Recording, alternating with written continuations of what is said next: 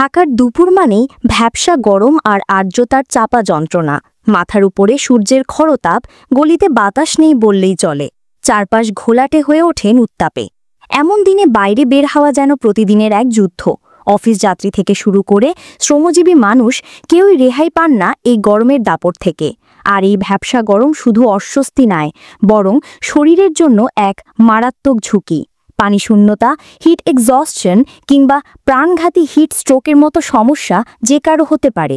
বিশেষ করে শিশু, গর্ভবতী নারী, প্রবীণ ও অসুস্থ মানুষের জন্য এই সময়টা সবচেয়ে ঝুঁকিপূর্ণ। চিকিৎসকেরা বলছেন, গরমে শরীর স্বাভাবিক তাপমাত্রা নিয়ন্ত্রণের জন্য ঘাম ঝরায়, কিন্তু বাতাসে আর্দ্রতার মাত্রা বেশি হলে সেই ঘাম দ্রুত শুকায় না, ফলে শরীর ঠান্ডা হতে পারে না। এতে তাপ জমে শরীর ভেতর থেকে দুর্বল হয়ে পড়ে। এর ফলেই দেখা দেয় হিট এক্সস্টনের লক্ষণ: অতিরিক্ত ঘাম, মাথা ঘোরা, দুর্বলতা, মাথা ব্যথা, বমি বমি ভাব, পিশিতে খিঁচুনি এবং দ্রুত শ্বাস প্রশ্বাস। আর যদি তা দ্রুত সামলানো না যায়, তবে তা পরিণত হয় প্রাণঘাতী হিট স্ট্রোকে। এই সময় শরীরের তাপমাত্রা এত দ্রুত বাড়ে যে মস্তিষ্ক, কিডনি, লিভার সহ একে একে অঙ্গ প্রত্যঙ্গ ক্ষতিগ্রস্ত হতে থাকে। বিভ্রান্তি, অজ্ঞান হয়ে পড়া, অস্বাভাবিক আচরণ কিংবা ত্বক শুকনো ও গরম হয়ে যাওয়া হলো হিট স্ট্রোকের প্রধান লক্ষণ। তাহলে কিভাবে রক্ষা পাওয়া যায়?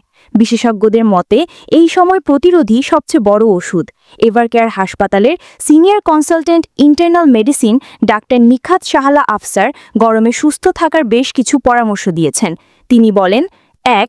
সকাল 11টা থেকে বিকেল 3টার মধ্যে বাইরে যাওয়া এড়িয়ে চলুন। ২. তৃষ্ণা না পেলেও বারবার পানি পান করুন। যারা চিকিৎসকের পরামর্শে পানির পরিমাণ নিয়ন্ত্রণ করছেন, তারা নির্দেশ অনুযায়ী পানি পান করবেন। হালকা ঢিলেঢালা সুতি ও হালকা রঙের পোশাক পরুন। বাইরে গেলে সানগ্লাস, সানস্ক্রিন, ছাতা বা টুপি এবং আরামদায়ক জুতা ব্যবহার করুন।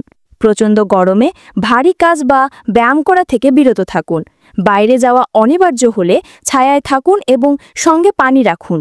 অ্যালকোহল, চা, কফি এবং কার্বনেটেড সফট ড্রিঙ্কস এড়িয়ে চলুন। অতিরিক্ত প্রোটিনযুক্ত খাবার এবং বাসি খাবার এড়িয়ে চলুন। ঠান্ডা পানিতে গোসল করুন বা পা ভিজিয়ে রাখুন। শিশু বা পোষা প্রাণীকে কখনোই গরম গাড়িতে রেখে যাবেন না। অসুস্থ বোধ করলে দ্রুত চিকিৎসকের কাছে যান।